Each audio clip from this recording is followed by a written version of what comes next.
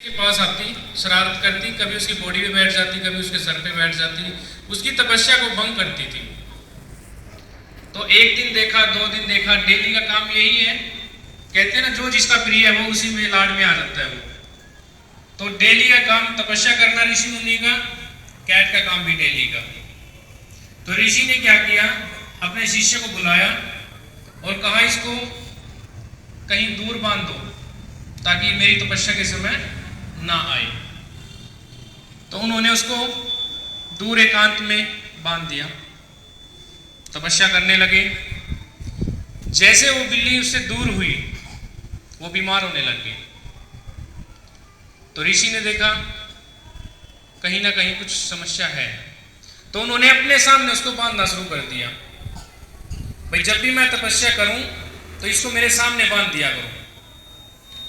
तो ऐसे चलता गया, समय बीतता गया, कैट भी नहीं रही, चल बसी समय के अनुसार। तो ऐसे ही ऋषि मुनि लोग थे, वो भी समय के अनुसार चल बसे। तो उसके बाद जैसे ऋषि मुनि तपस्या करते थे, तो उनके बाद एक शिष्य आता था जो तपस्या के लिए आगे आया।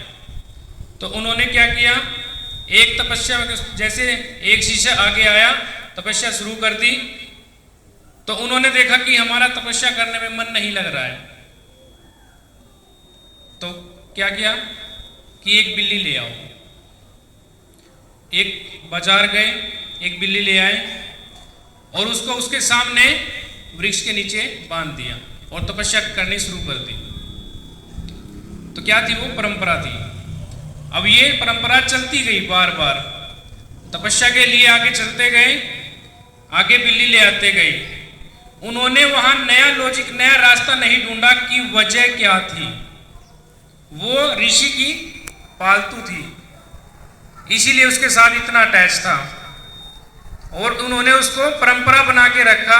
सेम टू सेम वही करते गए कि हमारे ऋषि तपस्या करते थे तो सामने बिल्ली को बांधते थे, लेकिन इस बात में सच्चाई नहीं थी। तो आप लोग जिस रास्ते पे चल रहे हो वो दिखाया हुआ रास्ता है सिर्फ पहले का। आज आपको नया रास्ता उसी के अंदर ढूंढना है। अगर नया रास्ता ढूंढोगे तो अपनी मंजिल जल्दी पालोगे। ये बच्चे वही है जिन्होंने रास्ता अलग निकाल लिया।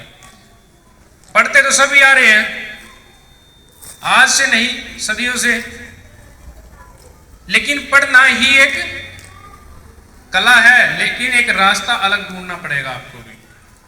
इन बच्चों ने रास्ता अलग ढूंढा, इनको नरेंद्र सिंह ने रास्ता दिखाया, तो आज ये इस मुकाम पे है। भविष्य में कहीं ना कहीं ये रियल गोल्ड में भी आ जाएंगे। तो आप परंपराओं में मत चलिए, परंपराओं से बाहर निकले। परंपराओं से बाहर निकलेंगे तो ही आप आगे आ पाओगे।